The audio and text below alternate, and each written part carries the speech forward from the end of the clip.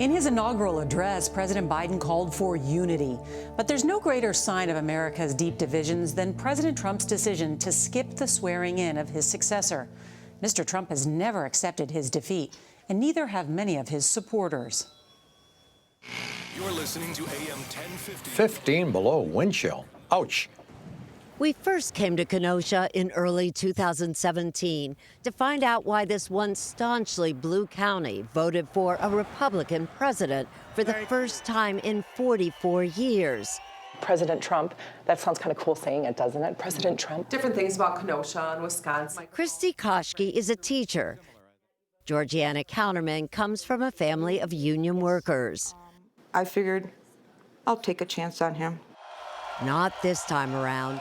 Although Kenosha County voted for Mr. Trump again in 2020, Georgiana Counterman did not.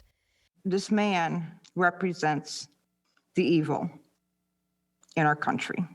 She voted not so much for Joe Biden as against Donald Trump, pitting her not only against neighbors, but her own husband, who still supports Mr. Trump. You've been married 42 years. Is this the biggest crisis in your marriage? Yes. She says her husband refuses to accept Joe Biden won the election, and that may be the biggest hurdle the new president has to overcome. Although more than 60 challenges to the election have been rejected by courts around the country, including the Supreme Court, millions still believe the election was stolen.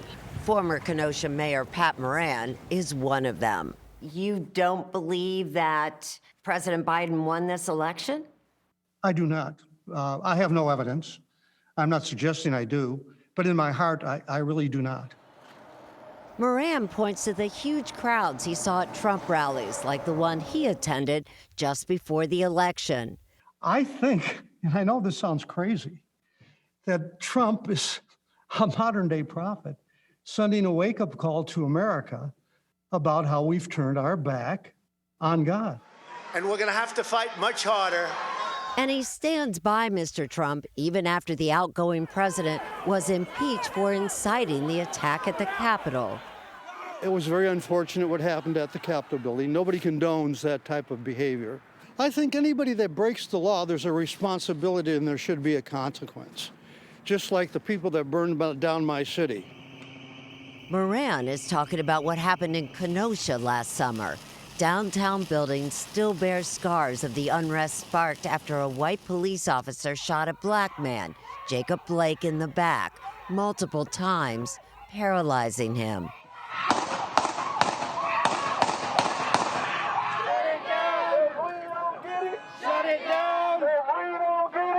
There were peaceful protests, but there was also violence and looting.